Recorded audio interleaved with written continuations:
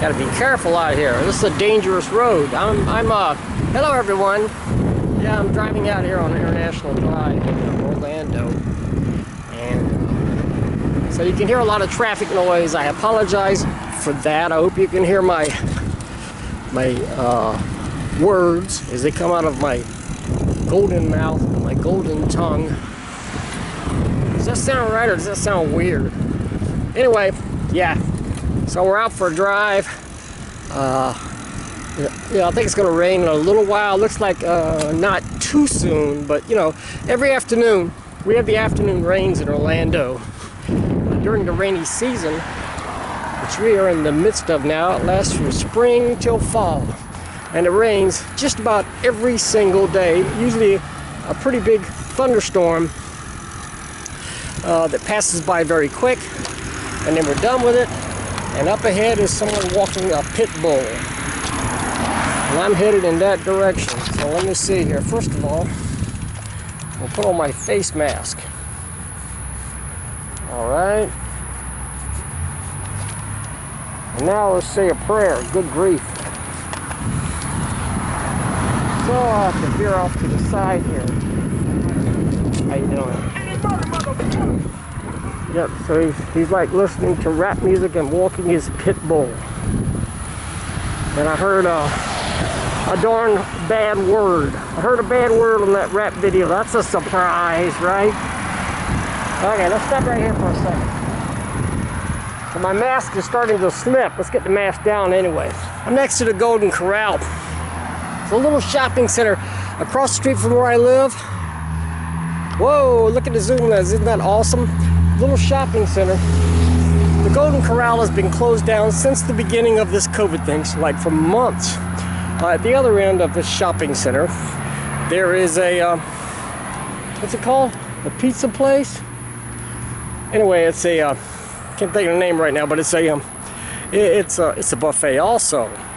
And what I found is that any buffets that were open before the pandemic began are now closed and will be closed for the considerable future, because they don't want people going and using the same utensils over and over as you go down the line. Same plates, same utensils, and just, you know, buffets aren't good, so you can forget buffets. BB and I went out to Kobe Steakhouse. Beep.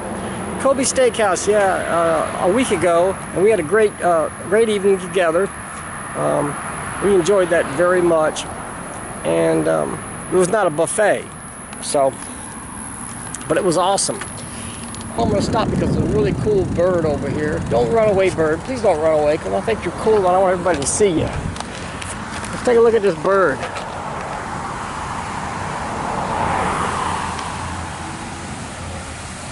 See? He's got kind of like white feathers and a black head.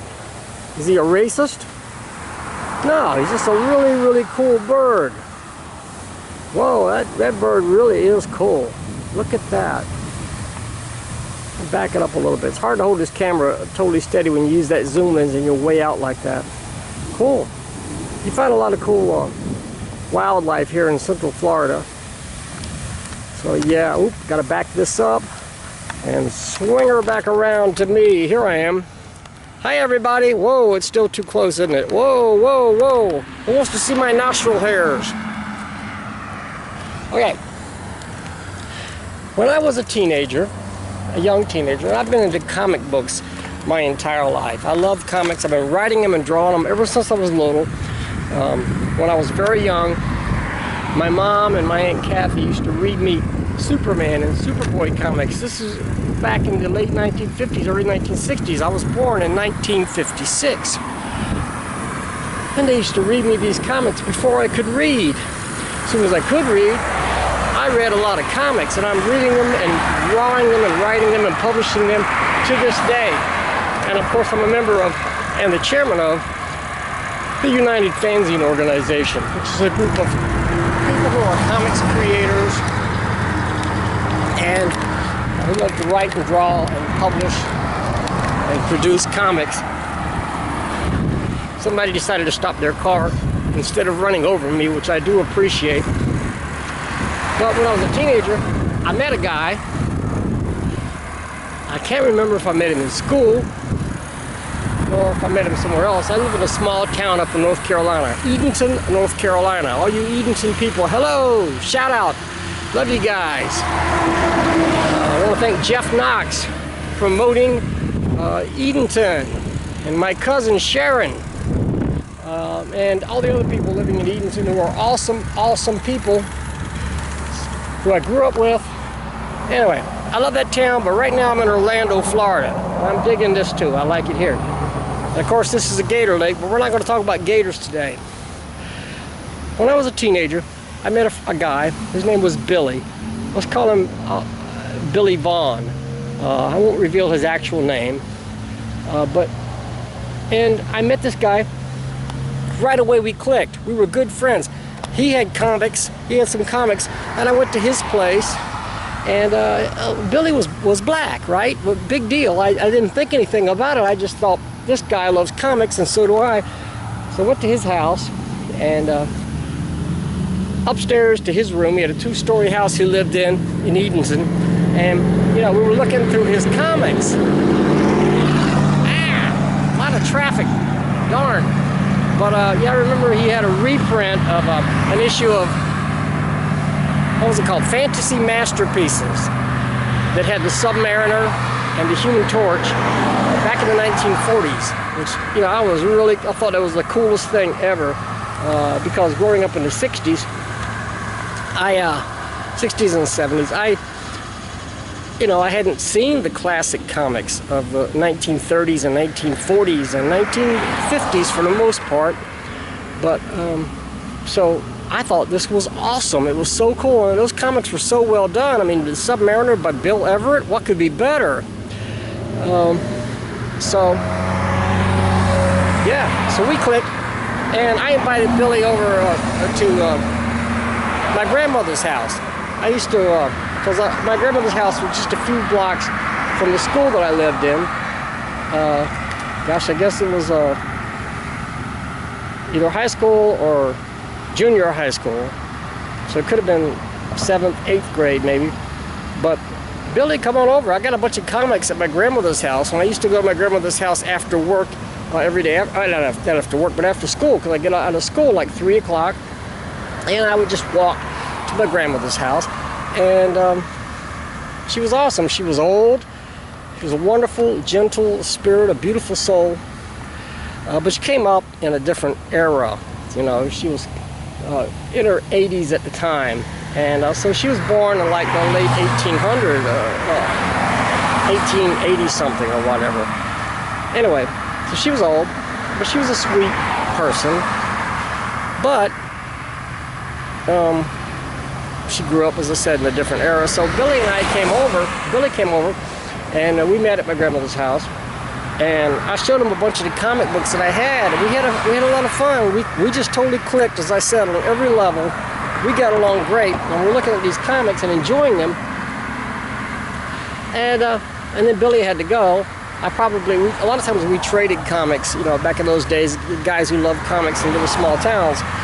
And I gave him some comics, he gave me some comics, we traded, and then Billy left. And then after he left, my grandmother looked at me, and she was like all miffed. And I'm like, you know, what's wrong, Grandma? You know, what's wrong? And she said, you know, you shouldn't have him over here. And I'm like, you know, why not? You know, and she said, because, you know, he's black, and, you know, it's just not comfortable. It's not good for us to have, you know, over here. And I'm thinking, but this is my friend. This is my great friend Billy. But it's my grandmother, and I was young. And okay, Grandmama, if you don't want him over here, I want him to come back over here. And I actually had to tell him, like, I saw him a couple of days later, and I told him, I said, look, I'm sorry, Billy, but my grandmother doesn't want you coming over. And he was nice, you know. He seemed, you know, as befuddled as I was, but I said, it's just, she's not comfortable around black people, and I'm sorry, you know, but look, there's a lot of people in the world who are good people, but who have bad positions on things. Some people, nobody's perfect, okay? My grandmama was a wonderful person. I loved her. But she came up from a time when things were different, unfortunately. It's not that she was racist, it's just that the way she was raised, times were different, and she didn't understand. What can I say? I don't want to call her a racist because I loved her, and because other than this, she was always a wonderful person, but it was a great disappointment to me. Yeah, it was a great disappointment to me. God bless her soul. She passed away soon after that. But the thing is, and then after that, I would see Billy. I would see him in the halls, in the hallways at our local high school, and I would walk by, and he wouldn't even look at me. I would walk by and I'm like, "Hi, Billy," but Billy would go right on by. And then we didn't even, after a while, we didn't even talk. And when I saw him, it was like, okay, you know, he's going this way. I'll just move over to the left, let him go by, and I didn't talk to Billy after that. And I lost a great and wonderful friend. And I have regretted this for my entire life. I've regretted this for at least 50 years. At least 50 years. And I just wish I could see him again and say, "Billy, I'm so sorry. I'm so sorry. So sorry. You're my friend. And you meant something to me. You mean something to me. And I so regret. I wish I had been stronger, that I could stand up and, but I didn't, you know, I didn't stand up. I didn't resolve this. And so it's haunted me for more than 50 years. Billy, if you're out there somewhere, if you happen to see this video, please forgive me. Please forgive me. I wish God would grant us another chance to be friends again. I'm afraid it's just a sad memory that I'll always have to live with. Folks, some of us, I grew up in different times too. When I was a kid, as I said, I was born in 1956. I remember in Memphis, Tennessee, when I was little, my mom and my two brothers and I being stranded in downtown Memphis because her car broke down, and we hailed a cab, and the cab driver stopped, but he was a black cab driver, and he said, "I'm sorry, but I can't give you guys a ride because I only accept black cab. I can't ride. I can't give you because you're white." And he only black people could ride with black cab drivers. White people had to go with white cab drivers. We ended up having to walk home a few miles. It was a long day. I've seen racism all my life from all different angles.